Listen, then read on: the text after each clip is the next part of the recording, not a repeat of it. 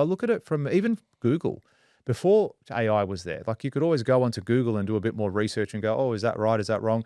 Now, look, I'm not saying that there aren't builders out there that don't do the wrong thing and that do need to be called up on something not being built properly. I'm sure that exists as well. But the vast majority of builders are not like that. And I think we're definitely painted in that narrative. But coming back to what I was looking at, and I'm looking at this now going, okay, that's the residential space. These are the parameters. These are the roadblocks. These are the challenges that I have to face. And I can sit there and go, what you just said, everything's fucked, not interested. I'm going to shut down my business, or I can't do this. Every day's a complaint. But I've looked at it at another way and say, okay, I'm still going to build. That's not changing. But maybe I do need to change my focus a little bit. Maybe I need to change the clientele. Maybe I need to change the subbies. Maybe I need to change the employees. Maybe I need to change the business structure. How do I get this to work in the constraints that it's at? Like I have to look at that. So it could mean, okay, I'm going to go to Brisbane. Better regs, it's easier, better trades, whatever it might be, nicer weather. I'll feel happier up there. I can, absolutely I can. You've got to get registered in that state.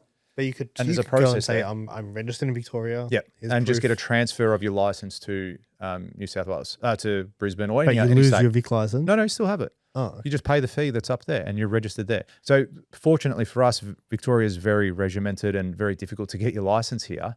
So generally when you go to the other states, it's like, just you pay your fee and you get your license. You don't have to do tests or anything like that, which is good. So people are doing that. I know a lot of people that have gone into state because here it's so cooked for them that they've weighed up their option and gone, okay, that's the space that I'm in. I'm going to control my environment. I'm going to go to Brisbane. I'm going to go to South Australia, wherever you're going to go. So that's an option that I looked at. The other thing I was looking at is saying, well, maybe my niche needs to change. If I'm in this space that's so difficult to succeed in, there's so many barriers, there's so many issues, there's so many things, why am I just going to sit here and complain about, oh, I'm not winning quality jobs. Oh, the people are fucked. Oh, the trades are stuffed. Well, maybe I change my niche. And that's what we're looking at too now. Like I'm investigating all of these things. I'm not going to be a victim to the environment. Sector. Absolutely. Yeah. Absolutely. And I've gone through that. And I reckon I'm going to say in the coming months, if everything comes to fruition that I'm cooking in the background, in the coming months, I'll do an episode. We're going to do an episode on it with someone else and we're going to announce what we're doing. So putting it out there in the world for the world to hear and see, but we're looking at other avenues of generating wealth and business and working in the construction space still, but just in a different sector. And that controls, we're able to control a lot more of the outcome in that instance. It's not heavily reliant on all the issues that we're facing in the residential space. Yeah. Do you think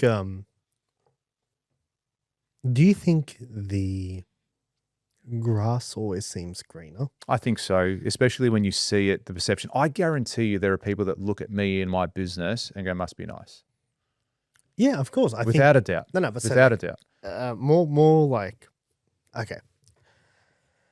Do you think, because dude, I feel the same way. Yeah. I think, fuck, like I've got you could go and pick up a contract for a $4 million home. Yeah. And you'll make X amount of dollars. Yeah. Yeah.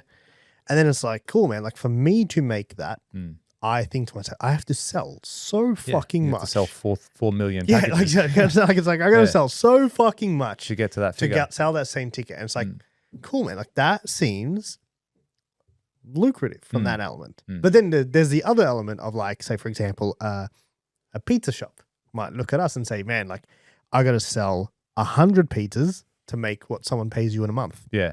Do you know what I mean? Yeah. Like, and you get that, and it's like, relative. and yours is recurring. Yeah. And they'd look at that and they'd be like, fuck, like that is, you know what I mean? Blah, blah, blah. I have to sell so much. Yeah. But then there's the flip side of like someone who invests $4 million with you is going to do your face in. Yeah, you do get that. And rightly so. It's $4 million. It's like often, all their money. It's right. It's often, and that's what something people don't think of. It's often people's life savings that they're investing with you. Yeah. And there's a level of stress that comes with that, especially when you're thinking you probably get the worst version of someone. Yeah, it's so true. Yes, you do. And it becomes demoralizing. That's what I found. Even with my team, they get demoralized when they're dealing with a bad client, with bad subbies. It becomes exhausting. You don't want to go to site. You don't want to go to the project. You just know that it's problem after problem after problem. And it can become just detrimental to your mental health, but also how you're operating your business as well. So yes, you do often get the worst. It's like everyone's always happy at the start of the job when you're signing a contract. I think it tells the caliber of the relationship and of the person at the end of the job when they pay their final invoice, that they're still happy, they're grateful, and that you've done the right thing by them and vice versa. That's great. That's a great collaboration. And I think about that a lot because I have clients that if they called me up right now and said, George, I need you to stop the podcast because I need you to come and help me, I'll stop the podcast. Nah, come on. Surely You're not that Surely good. Not. You're not that good. Relax. No, but obviously, you know what I mean? There's highly clients, value. if I was at home now, it's 6 p.m. I've just got home, about to have dinner. They're like, look, this is an emergency. I really need your help. Can you come down? I said, yeah, no worries. I'll see you there. And then I've got other clients that I block. Like, don't call. You're not allowed to call me after 5 p.m. That's it. You are not on my do not disturb list, right? Now that's just the nature of people. And it's like, I'm looking at that and going, how do I control that? Because in the course of, I keep using COVID as a benchmark from the perspective of that's where I personally noticed the greatest change in people behavior. And I think that's a fair thing. COVID really brought the worst out in some people, brought out some good in others, but I think it was a turning point that I've noticed in the industry, especially in my business. Now, I might be solo on that thought, but I noticed that from that point on, people thereafter, it's like the industry shifted. How things were done, how people think. So many builders went broke. What specifically? Well, I think so many people went broke during that time, builders-wise, and I think that had a huge flow-on effect with the industry and how people were seeing, how builders were seeing the trustworthiness of them, and then people's perception of them. So that anytime people are getting into contracts now, like you're often getting people wanting to buy a brand new home as opposed to going through the building process, because it just saves them that headache, that heartache, that risk. You've got a final product that they can just walk in and buy. And yeah, I think there's been a shift since that time. And I've had projects over the last few, say 3-4 years, I've had clients who are amazing, and then I've had clients who not so amazing.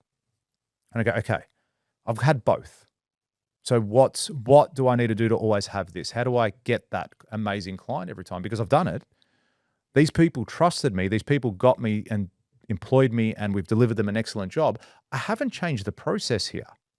They still got the same service. They still got the same George, but what's changed that made them flip? Yeah. And so what is it? I think it's the individual. How do I control the individual? If I can control my processes, my systems, everything we operate, how do I control that individual and what they're going to do? Because day one, everyone's happy. Day one, they're both on this side. They're both over here and they're loving life and so excited to be building with us. And then on day 365, they resent you. They don't like you. They don't trust you. They don't pay you everything that's owed. And it's like, well, what's happened on that journey to get them to that point? Yeah, I'm sure construction's challenging. You said it before. It is a challenging thing. For me, I look at it and go, any challenge that comes up, I'm like, whatever. Like, well, you saw the conversation I had before this podcast. A client was like, I was speaking to an architect. He's like, oh yeah, that $1,100 variation, I'm not going to be able to get that one through. You know, the boys did it on site before getting proper approval. The owners sort of knocked it back saying, if I knew it was going to cost $1,100, I wouldn't have done it. Now that you've done it, you haven't got the signed variation. Like, I don't want to pay for it. I'm like, okay, that's fair enough. Right, but he's stressed over that now. The client would have seen an $1,100 variation, got his back up, been up all upset and go, I'm not paying for this. This is bullshit. Probably going to be upset tonight. Whereas I've already forgotten about it. Like, whatever. It's okay. You're right. We should have got approval before we moved it because you didn't have the opportunity then to move it, to say, nah, I don't want to spend that money. And he's actually in the right. My team did the wrong thing. They should not have proceeded with the work without a proper approval for the variation. Their go-to for anything that's different on the drawings, and my fault, I've got to communicate this to them exceedingly clear. Anything that is different from drawings, your first words that come out of your mouth is not yes, I can do it, right? Don't be agreeable. Don't customer's always right mentality. No. I'll check with the office that there's no additional cost and they will be in touch. And if there isn't, we'll do it. If there is, approve it and we get moving. So I'm sure along the journey, things happen that upset people, but I can't control that because you might have that same scenario on this side and the client's like, oh yeah, I did ask him to do that. That's fair enough. I understand that now that I've got to move this PowerPoint, I've got to put in an extra 30 meters of cable. That's extra time, labor, and material. I understand. And they're totally fine with that. But this guy over here, loses his mind. If you like that clip and you want to watch another one, click just over here. And if you want to watch the full episode, click just over here. Don't forget to subscribe to the channel, and thanks for watching.